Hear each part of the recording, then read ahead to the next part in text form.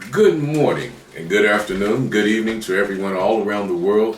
This is Cityscapes. I'm your host, Steve Scrapper Brown for Jazz City Radio. And today we have Hollis Thomas and Teresa Campbell of Minorities and Hospitalities. That's Cityscapes right here on Jazz City Radio, where every city is a jazz city. Jazz City Radio, bringing the world just a little bit closer, one song at a time. This is Steve Scrapper Brown for Cityscapes, and this afternoon we're talking to Teresa Campbell and Hollis Thomas of Minorities and Hospitality. I'd like to say good afternoon to you. Good afternoon.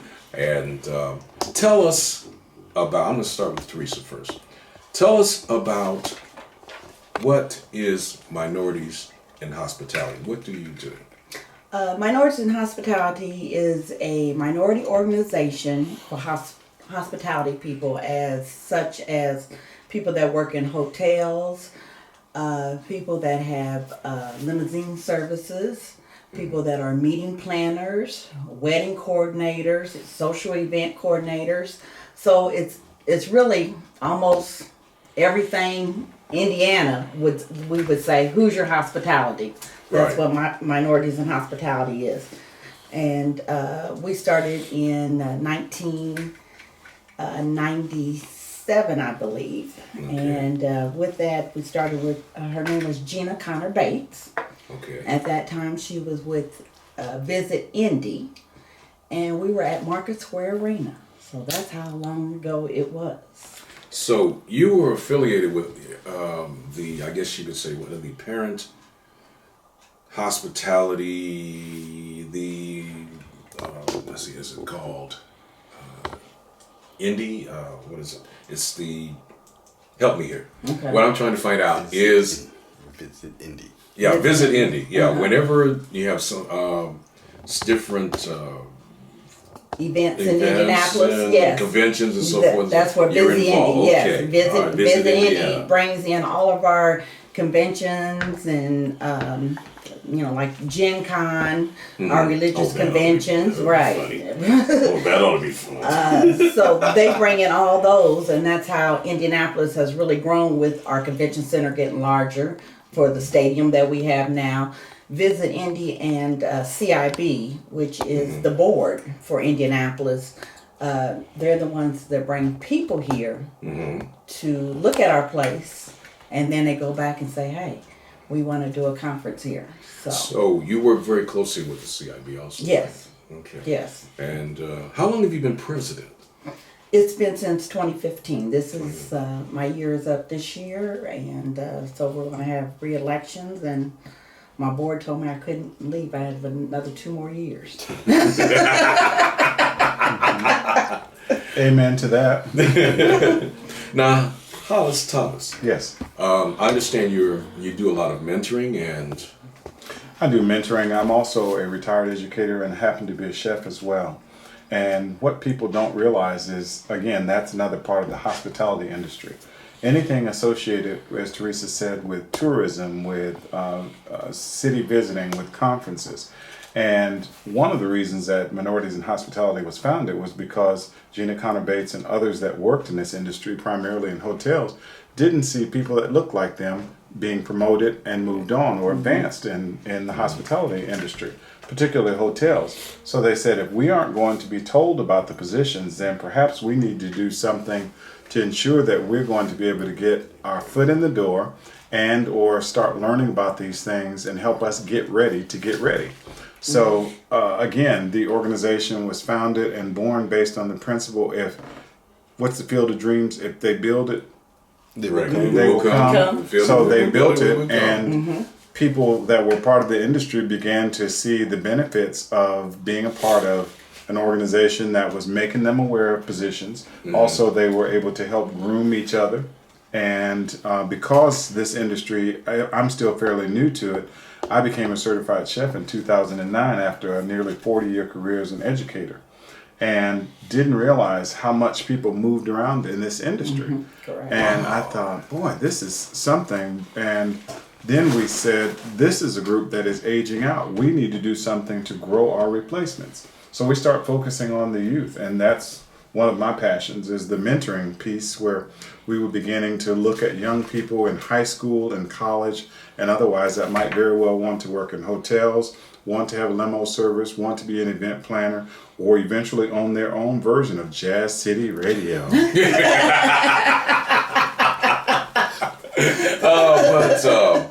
Okay, well, how, you were talking about you become a chef. Now, have you had a lot of young people participating and wanting to become chef? How's that working? It is working very well, first of all, because we partner with Ivy Tech Community College. Most of you may not be aware, but there are at least 4, if not 5 programs that are devoted to the culinary industry. IUPUI also is a feeder school, or better yet, rewind. Ivy Tech is a feeder school as well as some of the others to IUPUI. So in addition to getting your associate's degree in hospitality, event planning, you can then roll right over to another accredited institution, which is IUPUI, and then you end up with dual degrees sometimes. Right. And because of the number of people in the hotel industry, we've partnered with, for example, the Hyatt. They hosted a career day for us where anybody that was interested in the hospitality industry could come, and they gave a tour, they gave a talk, they toured us around, and it was enlightening for me because when I was a youngster and began to stay in hotels, almost everything had surface parking. There was no valet. You even had to tap that bell if somebody was not at the desk because they might have been folding towels and doing. You all are old enough to understand that. Teresa's not, but I'm saying and I say that because hotels are a city within a city. Yes. There's a laundry, there's a restaurant, there's valet parking, there are also the sales department, the front desk, and we have to help our young people get ready to get ready. You can't come into somewhere expecting to be on the front desk or being the manager if you've come in and you are unkept, you don't look professional, maybe your nails are not done, you've just not presented yourself very nicely. And also today's youth, many of them talk in text talk, Right. even in written form. And as a retired educator, I'm noticing that they're abbreviating things, and that was just never done when Michael was a youngster and out there in the workforce looking for. I'm enjoying this. Oh, I'm enjoying this. So, okay, you're a chef. Now, which do you get more of? Do you get more gentlemen, or do you get more of the ladies interested in becoming chefs? Well, I think that it varies. There are a lot of people who say that they want to become chefs and until you, what did they say, don't go near the water, and if you can't swim the tide, when they get in and find out it is very hard, heavy, hot, and sometimes demanding work. So many times the ladies that say that they are interested in the culinary industry decide, I'm going to be an event planner now, and I'm going to do the frou-frou or the nice things. So I think that it's a combination, but the worst thing that can happen is you learn to read a recipe, also what the different temperatures are that are needed and necessary for various meats, and you end up being able to feed yourself as well as your family. Right. And for single people, this is ideal because who knows, you can float your own resume and you can be flavor of the month if you know how to cook, and probably end up getting more dates. Can I get a name? Right. So, okay, I'm gonna riff off of you just a little bit more here, because there's this argument, and I want your viewpoint on this argument. Okay.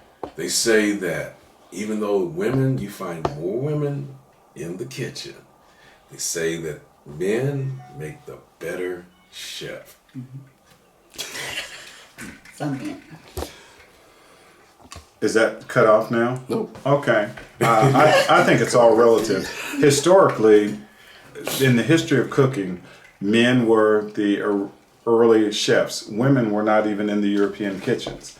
It was a very sexist organization. If you look at things like Downton Abbey and some of the other movies with the aristocracy, even for the royal family, they had tasters. More often than not, they were all male. I did a study abroad experience in France in 2010, And the majority of cooks and chefs and even the dishwashers in most of these high-end restaurants were men.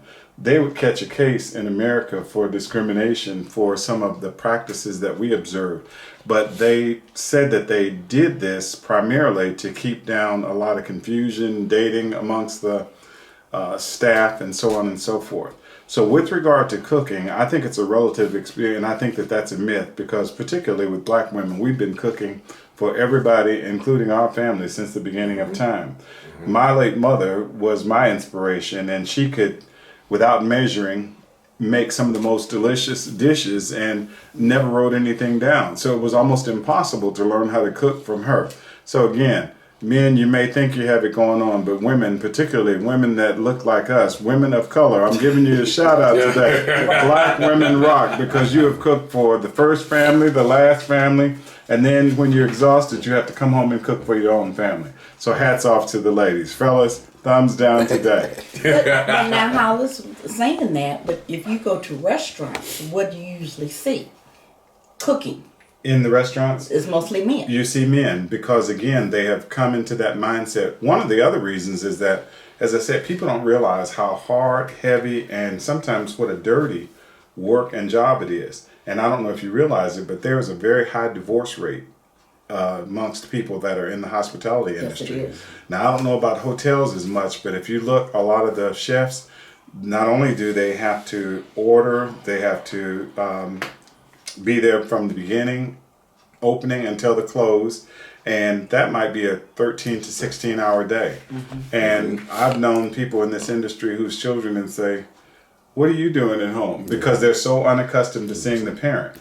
And then you think about, sometimes they only get 1 day a week because it's a weekend business, and most people are in the industry. That's another reason why I think that it's top heavy with regard to men as well, because if a woman decides to become a wife, mother, and whole thing, she's not going to be able to, she doesn't have the flexibility of abandoning her family, if you will, for lack of a better phrase, as men have. And then if you have kids, you're not going to leave them with somebody 6 or 7 days a week, you know, unless it's an absolute emergency. And quite frankly, men still make the decisions about who gets hired and who gets fired. So sometimes the old male network decides whether or not women are going to be in that kitchen or whether or not women are going to be hired. And it's just like as minorities, many times we often go into interviews and feel like there's been a meeting before the meeting to determine whether or not you're just going through the motions for the interview process, or is this really a objective interview? Exactly. Yeah. Well, we're going to take a little break here, and then we're going to come back, and we're going to focus on minorities in hospitality with Teresa Campbell, and kind of bring all the little nuances and all the little ideas and all the little things that we should know about minorities in hospitality. This is Steve Scrapper Brown for Cityscapes, Jazz City Radio. Be right back. Here we are back. This is Cityscapes. I'm your host, Steve Scrapper Brown for Cityscapes, and we're here talking to Teresa Campbell, the president of Minorities in Hospitality, and Mr. Hollis Thomas. So we've been talking to Hollis all about his ideas, his information, his training as a chef. So now we're going to turn to Teresa Campbell, and she's going to tell us all about minorities in hospitality. You've got, okay, we'll start with internships. You have internships now. Yes, we started our internships last year. We're really getting it rolling this year. What happened with MIH, one of the things the organization wanted to do was to make sure that we get the young kids. And like Hollis said before, to let them know that it's more than just housekeeping with hotels. Because with our minorities, that's all they thought was housekeeping, dishwashing, and stuff like that. So we're letting them know that they're sales managers, you know, making $50,000 and $60,000. So with that, we have started at some of the have the students come to the hotels. They take tours. They are mentoring with sales managers, catering managers, banquet managers, and then also we're having them mentor with event planners like myself, so that they see it happens that a lot of people think event planners is an easy job. Matter of fact, it's the most stressful job out here in America because your client is telling you what they want. And sometimes you can't do everything that they want on a beer budget, but they want a champagne event. So with that said, you've got to try to, it's almost like MacGyver, you got to make it work. And then what people see is the outcome, say, oh, this is so beautiful, this is so nice, this ran so well, you had a great speaker. They don't know all the inside to that. So that's what we're trying to show our young students. And with that, Hollis and Jeremiah Johnson, who is another young board member, is working on the mentoring. So I'll let Hollis talk to you more about our mentoring program. As I mentioned earlier, one of the goals is to grow our replacements because many organizations, whether they're churches, fraternities, sororities, many times the leadership ages out or either they die in office. And in this industry, you really need young, vibrant people to stay abreast of things. We were talking about editing. These young people now can come in and do digital light boards with menus on it and what have you. At North Central, if you've not gone there, the J. Everett Light Cafe, where Teresa's children and my children went to North Central High School, as well as yours, Michael, and you can go and these students actually run a restaurant. They get a bird's eye view of what it takes to even become a barista because they have fancy coffee making instruction classes. They become acquainted with the equipment, and this is at 15, 16, and 17 years old. And for a nominal fee of probably $6 to $8, you can go in and have a gourmet lunch over there. Students are being trained to serve you, and this is all a part of the grooming. As I said earlier, many times there are decisions made long before or even on the golf course. And if you don't know how to play golf, if you're not out there, many times you're not even in the equation. If you come in with a resume that is either below par or just not quite up to snuff, then that's a second black mark. And we talked about etiquette. That's part of the grooming. People think of table setting and where a glass is supposed to be placed or which utensil to use. But etiquette is so much more. Knowing how to present yourself when someone introduces themselves to you, that you stand. You don't stay in your seat. And it's the height of rudeness to do that. There's a procedure and a manner in the order in which you introduce people. If somebody of a particular station like president or officer of a company has a higher title or PhD, for example, you introduce the person with the associate's degree or bachelor's degree to the person that has the higher degree or the higher. For example, you wouldn't go into the president and say, hey, what's up, Prez? And it's inappropriate and just not proper etiquette. I know you've talked about internships, but that's an ideal way to hone your skills, to get your foot in the door. And the worst that can happen is you get to see behind the scenes, almost like somebody who's working on a stage crew or at a concert. And if you've been backstage, there's a totally different experience, as Teresa said, when you can see who's running the lights, the curtains, the this and the that. Yes. And as people of color, many times we don't have that advantage. Students that might have a mother, father, or relative in the industry, they can job shadow with them, go in with them, and it's not unusual to them at all. As a retired educator, I remember when students would be called to the office, more often than not, students of color would come in, what did I do wrong? What did I do? And they could have been invited to down, but their experience has been they're only called down when they've done something wrong. Whereas their lighter counterparts might be called down for attendance or an award, and they come in looking for the cookies on the table because they've been invited to the boardroom more often than not. So we're trying to help our students. One of my former bosses said it like this: we have to help our young people get ready to get ready. Yeah. And that's one of our primary goals in Minorities in Hospitality. And Teresa's doing a fantastic job as our current president, which is why she'll probably end up having a lifetime appointment.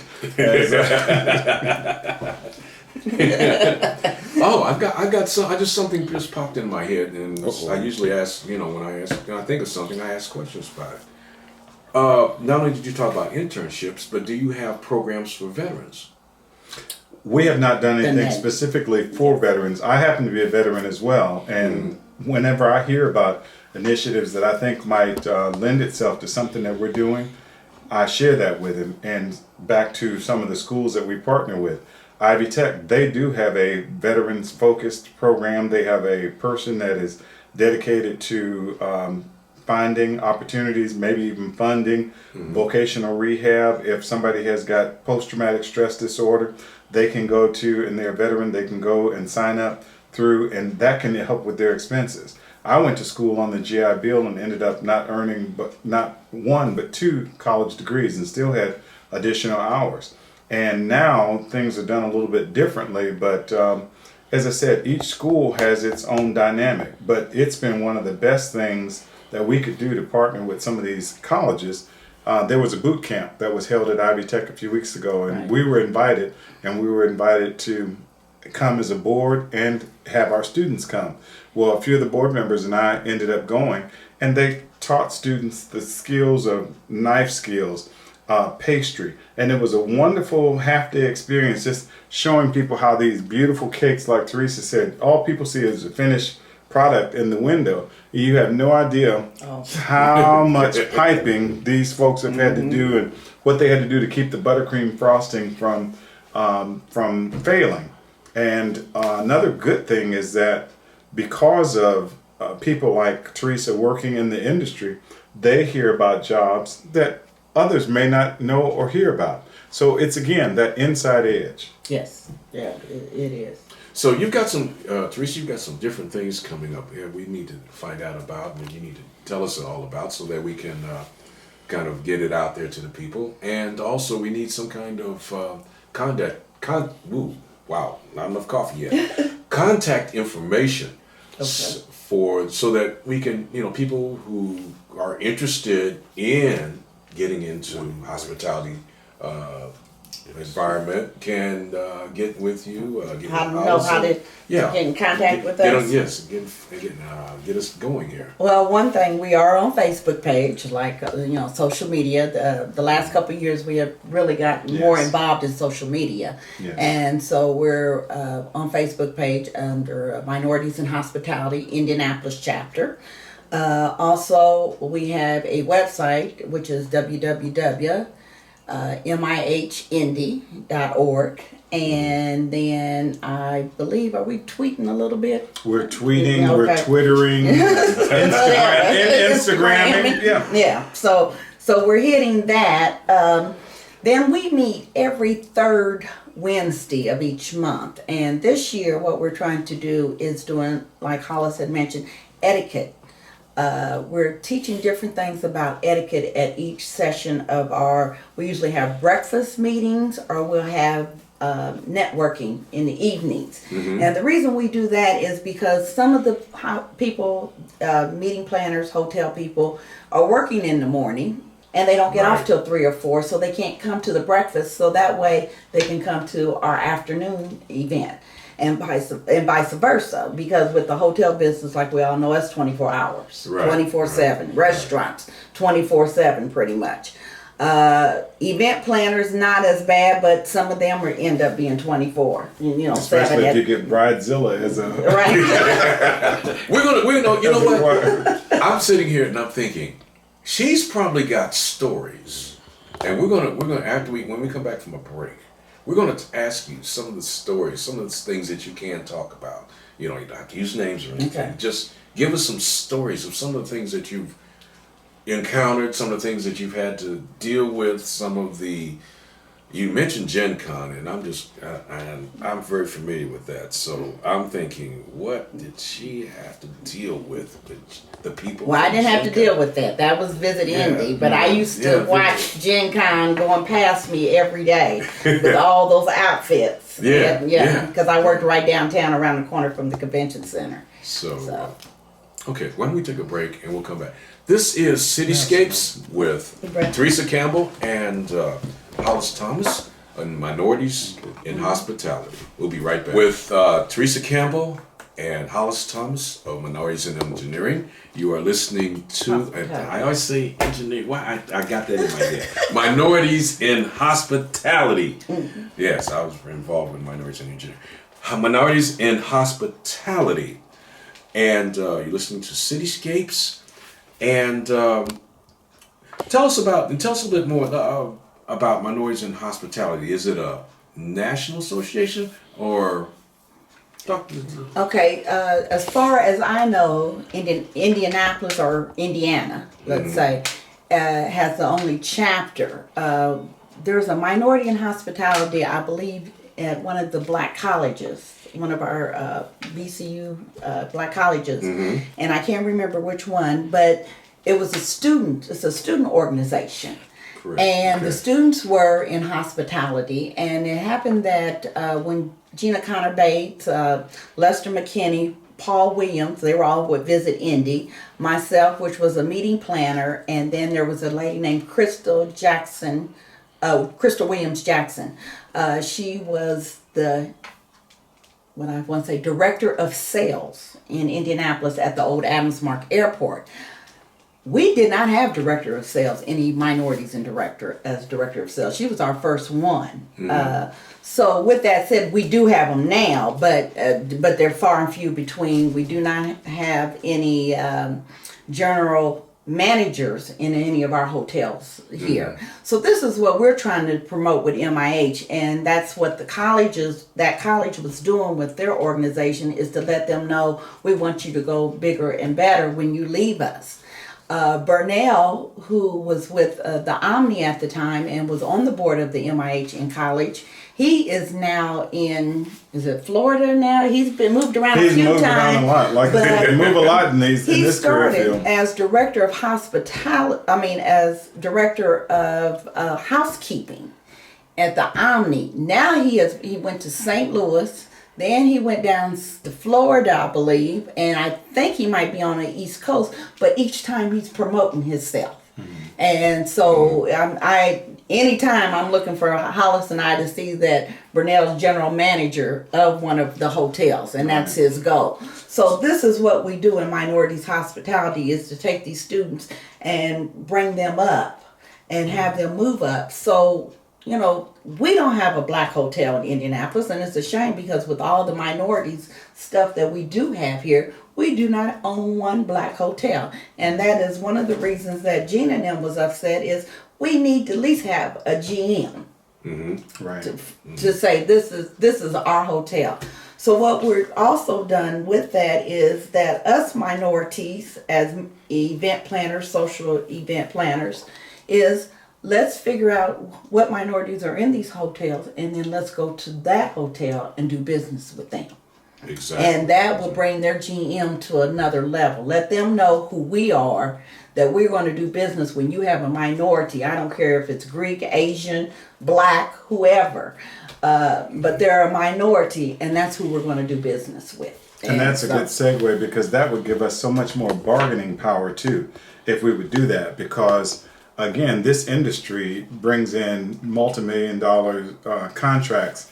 We had talked about some of the conferences earlier, but imagine what kind of monies come in due to these sporting events, athletic events, the Church of God in Christ, the AME. I had never heard of an Ushers Conference until there's a National Ushers Conference. That's right. And they bought out the majority of downtown a couple of years ago. And the only reason I learned about it was because of a family friend's relative was here for the Ushers Conference. I went down, and people I knew, because of the uniforms that they had on, they were dressed like nurses. The majority of whites said, "Oh, look at all the black nurses." And I thought, these are the ushers and whatever that are going. I mean, and they were starched and polished. Because again, in majority churches, they don't have the pomp and circumstance that we have in our churches when it comes to ushering.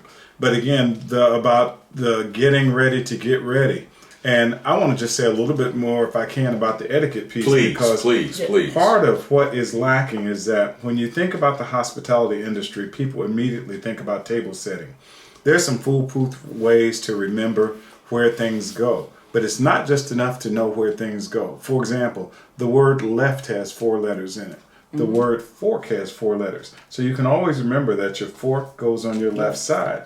The word spoon has 5 letters. The word right has 5 letters. The word glass has 5 letters. The word right has 5 letters again. So all those things go on the right side. That's right. And if you pretend that these 2 fingers are your knife and your spoon, and you put the sharp edge toward the plate.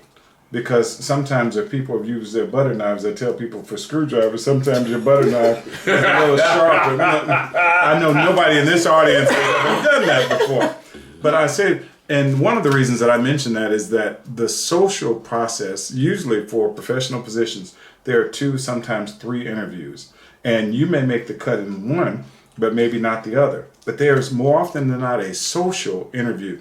And what they want to do is see how you conduct yourself. Because you may be going out with the company credit card. Teresa mentioned working with a company that has international connections. They don't want you making a faux pas or going, and we've got to know you don't order the most expensive thing on the market, or better yet, you watch to see what your host is doing.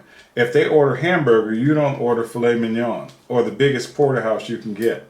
The other thing is you don't order alcohol. You don't order things that are more expensive than what they're getting. But above and beyond the table setting, you need to know that the napkin that has been placed there is to be used. How many times have you gone to a social function or setting and people never use the napkin? And this happens with people that are in the industry. We're so busy making it pretty and making it nice, we don't even know how to really relax and enjoy it ourselves. So that when there's a day off, they just really go, okay, this is nice. But we're not going to get 3rd and 4th chances to make a first impression. So it's important that you know sometimes how. Lunch and dinner is key, and if you're invited to a lunch or a dinner, and it's probably part of your interview process. Right. It is, and they want to see how you conduct yourself. And again, if there's going to be any question about whether or not you're going to be a good ambassador for the company, you don't get a chance to make a second impression or a third. The other thing is, if you go in and your elbows are all up, and that's a part of the process. The other thing is, if you're in mixed company, you don't tell off-colored jokes. If the boss's wife is there, you don't pay more attention to her than you do to the person that is interviewing you. And sometimes those things are set up deliberately just to see how you're going to conduct yourself. So I'm very pleased to be a part of this. We've got much work to be done. We are working on the application process now, so any young person that is desirous of becoming a part of the mentoring project, we want them to be able to move forward, but they have to come in with the understanding. Get in touch. How do they get in touch with us? Okay, they can go on our website, again, it's www.mihhindy.org, or our Facebook page, which is Minorities in Hospitality Indianapolis chapter. With that said, like I said, we do meet on the 3rd Wednesday of each month. Next month, which is April, tomorrow. The 19th will be down at the Hilton Hotel with our etiquette program, and what Hollis just got through saying, Hollis and John Scott, who is certified as an etiquette speaker and presenter, we'll be talking about American continental style dining and interacting with your wait staff and your waitresses. Okay, so we're going to do that. It starts at 8 o'clock. We will have a breakfast, and it's going to be set up with what Hollis just mentioned about your forks and your knives and what you need to use. And they're going to tell you at that time exactly, okay, now let's take your napkins out. Let's do this. So that's one of them. The one we have in May, we're going to be at the JW Marriott, and with that said, we're going to talk about networking. When you're talking to people and you're networking and giving your business cards, and how do you hold your glass, and how do you shake your hand to somebody, how do you present your business card, and how do you receive your business card. So we're going to do that one in June. Then in May. In June, we're going to do wine etiquette with Bob Hill and John, and that's going to be the red wines. They're going to a larger glasses. The white wines are in this glass for a reason. The champagne glasses are in this. And how do you hold those? And which way? Do you hold them by the stem? Do you hold them underneath? So we're going to talk about that. Then we also, Hollis is going to be the inside of the chef in August, and with that, Gordon Foods have called us and asked us about doing a formal dining. So we're going to do that in the evening, and Hollis is going to tell them how does chef prepare their food. What do they do to do all this? They're cutting and all that. So he's going to give the insight of the chef while we have a formal dinner. So with that said, then by October the 27th, our gala. This will be our second awards gala for Minorities in Hospitality. We're having it at the Indiana State Fairgrounds on October the 27th, which our partner is Jazz City Internet Radio. And Could you say that again? Who's the partner? Jazz City Internet Radio. Okay. And Indiana State Fairgrounds, matter of fact. We're having it at the Normandy Barn, and we are getting everyone ready for our gala, so that we will have a 4 or 5 course meal. And then our people can sit down and they know exactly what to do. And we also have a formal attire in October to let them know what's formal attire that they should be wearing to come to this gala. So that's why we're doing etiquette this year. Each session is to get them ready for our gala. And with that said, we're just excited about our second gala. We had a sold out gala last year, and we gave out wonderful awards. We do high school student award and a college student award. And so we've been to several high schools this year at their culinary program, which was Jared Light Career Center, Arsenal Tech, and I believe we might be going to another one, Ben Davis or something. Davis, and also again, we've been at Ivy Tech as well, where they have their program over there. And don't forget, you can contact us by Facebook, you can tweet, you can do Twitter, you can do Instagram, and some of the other Twizzle or whatever else is out there. And I'm just being a little facetious about that, but in order to stay relevant, you have to know what mediums are being used, and everybody doesn't use the resume format. But we have to remember the same formal standards that were set years ago in the professional arena. I don't care how much social media or current things we get, you still have to use those things that are in place. Because if you want to be considered for something on the Eastern Seaboard or the Midwest, or if you're a Midwesterner, you must learn the Eastern ways. If you want to be accepted in the Hawaiian circle, you've got to learn some things. Back to etiquette again. There are certain things, depending on a person's culture or their ethnic or religious beliefs, that you don't do that could be offensive or social faux pas. Exactly. So that's one of the goals of doing this. A lot this. Of people don't understand that. Yes. And we have to do it because we are in a global world and economy now. And if you go over thinking that you're the boss with all the hot sauce, and you don't know that people use their hand for a particular thing in this culture, shaking somebody's hand by using your left hand is insulting to some people, or even touching people. Remember the big stink when Mrs. Obama and the Queen of England hugged. Well, you aren't supposed to touch the Queen. Well, the Queen initiated the touch. And I think that there was just some haters out there that just resented the fact that Mrs. Obama was so classy that the Queen thought, let me hug a sister out here. But again, you don't initiate it. And just like I said, the opposite sex thing, if you do that with the opposite sex, then your actions from an etiquette standpoint can be misinterpreted and give you a black mark. Thank you so much for this opportunity. Yes, thank you. Very informative. Very informative. Very informative. Those names that you mentioned earlier are basically the founders of Minorities in Hospitality. Yes. Okay. Yes. All right. There was 5 of us, and I was one of the founders. And the etiquette part of it, that is very interesting. A lot of people don't realize that the things that your mother and your grandmother taught you when you were sitting at the table are very, very important. Even how to set a table. Fellas. Yes. Okay. Well, don't leave the ladies out, because we have a lot of young ladies today think that if a guy cannot take them out to dinner 4 or 5 days a week, he doesn't make the cut. Mm-hmm. That's right. Okay. In wrapping up, once again, let us hear how we can get involved, how we can get in touch with Minorities in Hospitality. Again, our website is www.mmih, MIHindy.org, or we're on Facebook with Minorities in Hospitality Indianapolis chapter. There is applications. If you are a student, the fee is only $25, and you can come and join us. $50 for a meeting planner, and then $100 for sponsors, and corporate members are $300. Our corporate members are mostly hotel people that want at least 5 people to join us. So that's a good deal for $300.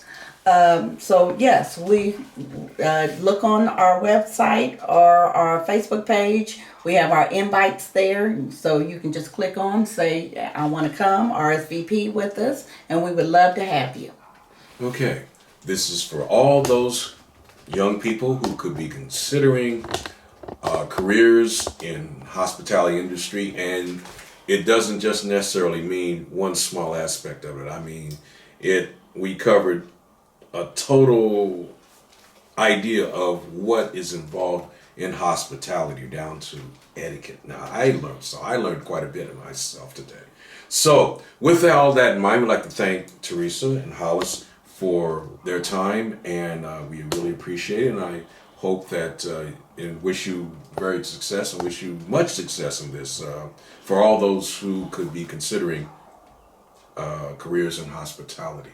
So with that, we like to thank everybody for listening. This has been Cityscapes with Teresa Campbell and Hollis Thomas for Minorities in Hospitality.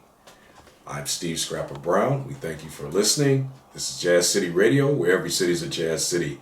Jazz City Radio, bringing you the world one song at a time.